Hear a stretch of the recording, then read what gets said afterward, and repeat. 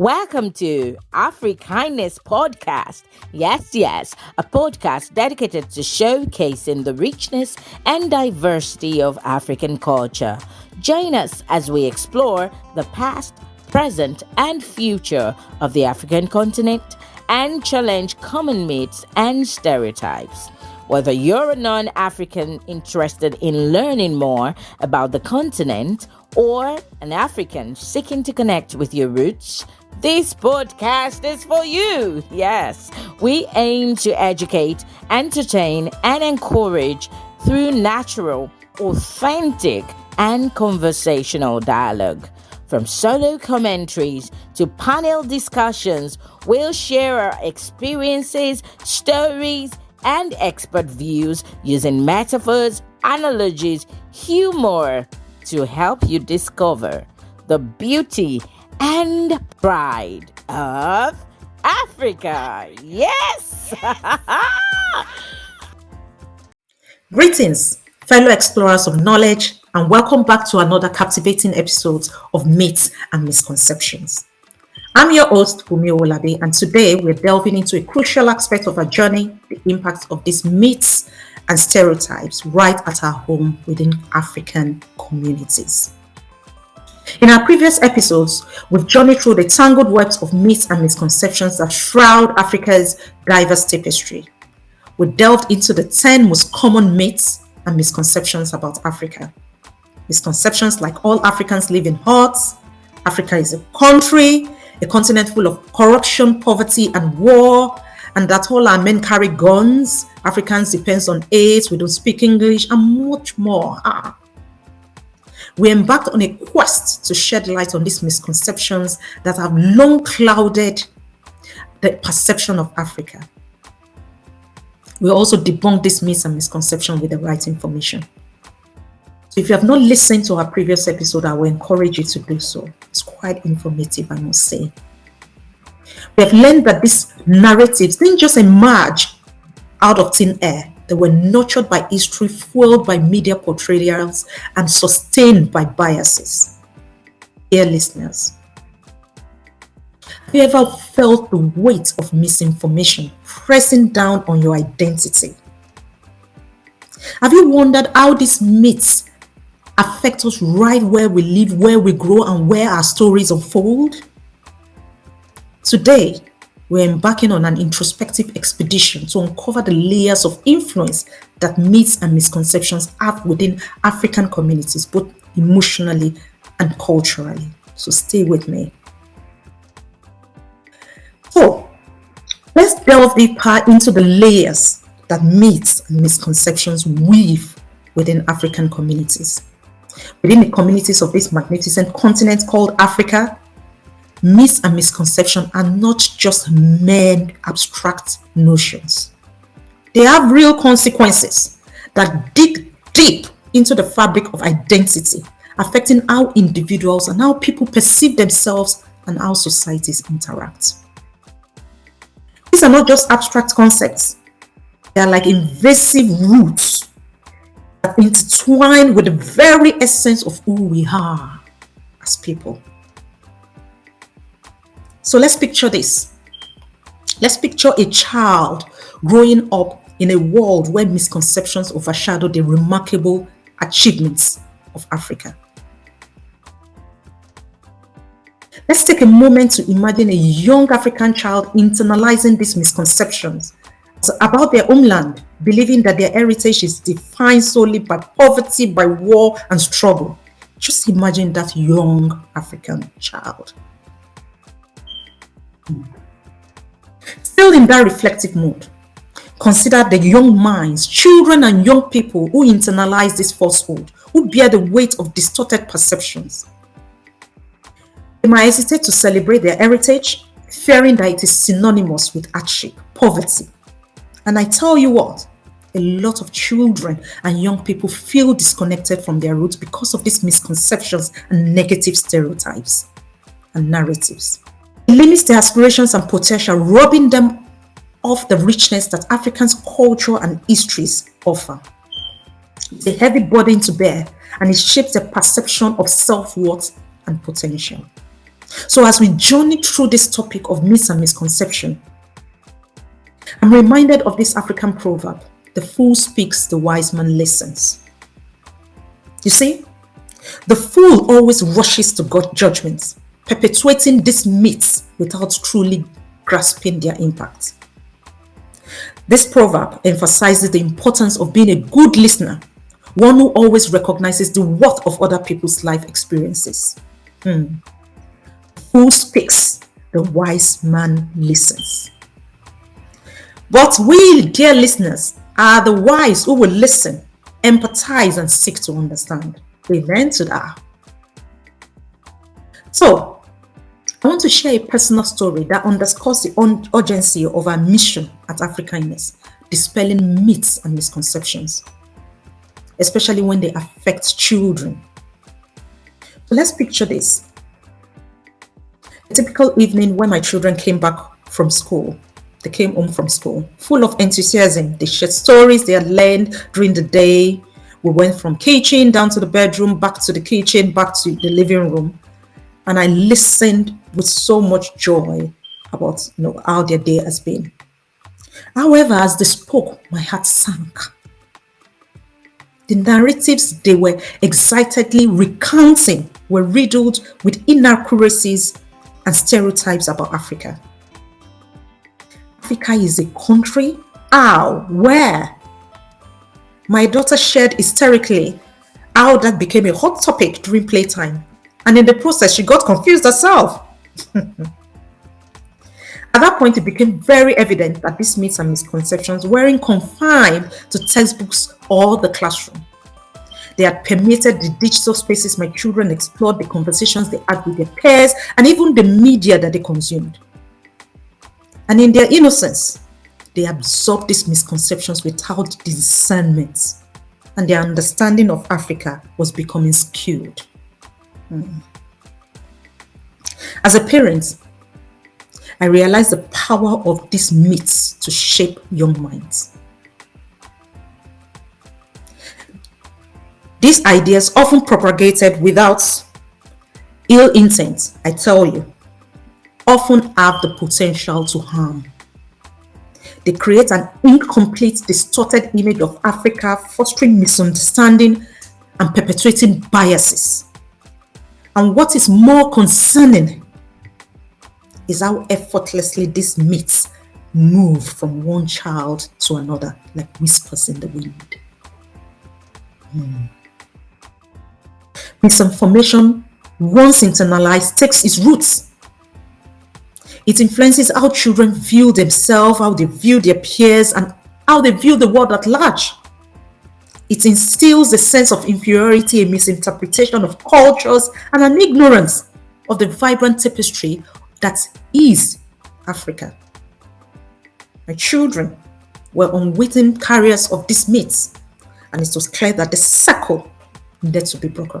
Yes, this circle needed to be broken. This experience taught me that the battle against myths and misconception isn't just an abstract concept. It's a very real, everyday struggle for every parent, educators, and for the community at large. It's about providing our children with the tools to differentiate between truth and falsehood, to embrace diversity, and to stand up against stereotypes. It's about ensuring that our children, the future generations, don't inherit a legacy of misinformation. Rather, they should inherit a legacy of understanding, respect, and unity. Yes. This personal encounter reaffirmed my dedication to shedding light on this misconception and fostering a more accurate, compassionate view of Africa for our children and beyond. And not just in our homes, but in schools, in society, in public places, and in communities, home and abroad. That is my story. But before we set out on this exploration, let's ground ourselves with the wisdom of this African proverb that beautifully explains the essence of our topic. The fool speaks, the wise man listens. These words are more than just an adage. They are guiding light on our path of understanding. The wisdom here reminds us that truly Wise individuals engage in active listening, embracing diverse perspectives before crafting their responses. It's a call to everyone, including myself, to approach conversations not with assumptions, but with an open mind, with an open heart. In our quest to explore how myths impact African communities within the continent, we will apply this proverb as a lens to navigate these intricate dynamics. The fool, you see, rushes to judgment and speaks without truly comprehending the implications of their words. On the other hand, the wise person listens, absorbs, and carefully considers his words. Let's hold on to that thought for a moment, shall we? As people, we must confront the psychological and cultural implications of these myths head on and consider the impact on communities, on societies, and even on a whole continent. Let's picture a society where the brilliance and resilience of African communities are obscured by misconceptions. Just picture that. These misconceptions zip into the very soul of every African community, affecting psychological well-being and cultural pride. When myths cast shadows on the achievements, vibrancy, and diversity of Africa, they darken the flames of self-pride and resilience that have burned for generations. This not only erodes self-esteem, but it also fractures the collective identity that has been nurtured through generations. The psychological toll is immense. People may grapple with feelings of inadequacy, internalizing stereotypes that suggest that they're less capable, less accomplished. And this misconception sows seeds of doubt, hindering the blossoming of self-confidence, of self-pride, of potential. That's what it does. Culturally, the implications are profound. When our heritage is painted with broad strokes of misunderstanding, it creates an uphill battle to maintain cultural pride. It's a struggle to showcase vibrancy of our tradition, languages, and history in the face of distorted narratives. And that is where we are. As the wise man listens, we must listen to the silent struggles that arise from these misconceptions. Look around you. Their faces, the struggle. We must strive to understand the internal battles faced by individuals as they navigate their identities in a world where stereotypes persist. But amidst these challenges, there is an inspiring truth. African communities have always been resilient and resourceful.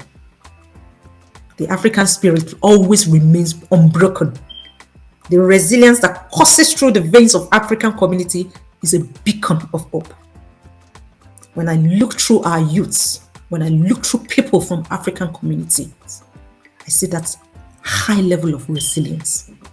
They thrived despite adversity, and myths won't change that. The journey towards dispelling this falsehood is a journey of empowerment. And even within these challenges, the same wisdom of the fool speaks, the wise man listens, can guide us towards empowerment. So as we listen today, let's embrace the wisdom of this proverb. Listen to the narratives of African strengths and achievements that have often been overshadowed. Unearth stories of triumph over adversity, of achievements that defy the constraints of myths. So to every Africans listening today, these stories remind us that our narrative is not solely defined by misconception, but enriched by resilience and accomplishments. Oh, dear listeners, embracing our identity is an act of empowerment. Embracing our identity is an act of empowerment.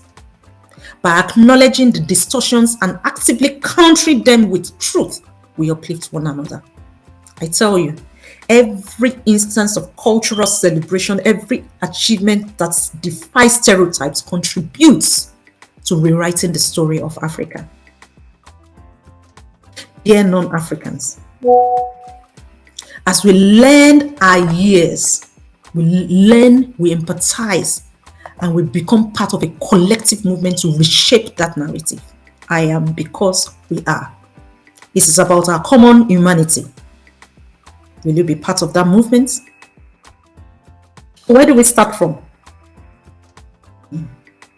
One of the most powerful tools that I know of that we have against this falsehood is knowledge. And I'll explain that with the illustration of a garden. Just as a garden needs care and attention to thrive, so does our understanding of Africa. And this applies to both Africans and non-Africans. As we explore the connections between knowledge cultivation, empathy, and the battle against misconceptions, we are reminded of that African proverb that says knowledge is like a garden. If it is not cultivated, it cannot be harvested. So let's talk about cultivating knowledge. It's the foundation upon which we stand to challenge these myths. Just as a gardener tends to the plants with patience and dedication, we too must engage in critical thinking, research, and open-mindedness to uproot the weeds of misconception and misinformation. Let's think about it. Just as a single seed can blossom into a magnificent tree, a simple act of seeking accurate information can lead to a more informed understanding of Africa. This knowledge doesn't just appear, it is cultivated through curiosity, exploration, a commitment to digging deeper than surface level assumptions. But dear listeners, my personal story underscores the importance of our mission.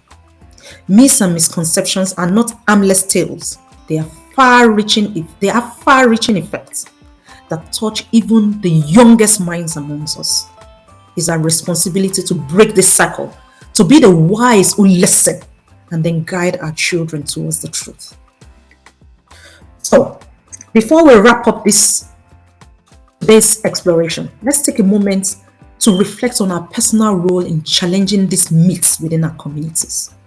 Let's remember that being wise does not require grand gestures. It starts with humble and thoughtful conversations with the willingness to truly listen. To challenge these myths within our communities, we must have that open-mindedness to listen. And by highlighting our achievements and celebrating our diversity, we add brush strokes to a very much more accurate and vibrant portrayal of Africa. Wisdom of the fool speaks, the wise man listens, calls us to be wise, to be listeners, and to be empathizers. For their listeners, the journey to dispel myths is a journey we take together. Let's be the wise minds that encourages open dialogue, celebrate cultural heritage, and empower one another to rise above the limitations of misinformation. As we conclude today's episode of Myths and Misconception, I want to extend my heartfelt gratitude to each one of you for joining me on this enlightening journey. Your support, your curiosity, and dedication to unraveling myths and misconceptions and embracing truth are truly inspiring, and I'm grateful for that. Let's remember that our children's minds are like fertile soil, waiting to be nurtured with accurate knowledge and empathy. And by engaging actively in conversations, by teaching them to question and seek, we equip them to be the ambassadors of truth. So in our next series of episodes, we will delve into the root cause of these myths and misconceptions. Where did they originate from and why? It's linked to racism and how it shapes the global perception of Africa. And we will also look at why reshaping these narratives is crucial for international collaborations and mutual understanding. It's crucial for our future growth. Lastly, I'd like to share a quick update with you. Starting from the next episode, our podcast will be transitioning to a bi-weekly schedule. This adjustment allows us to dive even deeper into our explorations, ensuring that we bring to you the most insightful and informative content possible. So mark your calendar, set your reminders, and stay tuned for our next episode in 2 weeks. And remember that each conversation, each engagement contributes to reshaping the narrative and fostering a more connected future. Thank you for joining me today, for listening, and for being part of this transformative experience and journey to unravel myths and misconceptions for a more connected future. Together, we're making a difference, one episode at a time. And until next time, stay curious, stay engaged, and let the wisdom of the fool speaks, the wise man listen. Let it continue to guide us. Keep the wisdom of that proverb close to your heart, and let it guide you on your path. Bye for now. Thanks for tuning in to Africanness podcast, where we celebrate African culture and tell our stories. We hope you've learned something new and gained a deeper appreciation for the continent. Join us next time for more conversation, more stories, and more kindness. And remember, our past, present, and future are interconnected, and it's up to us to shape the narrative and create a better world for our children. Until next time, stay kind, stay curious, and stay proud of your roots.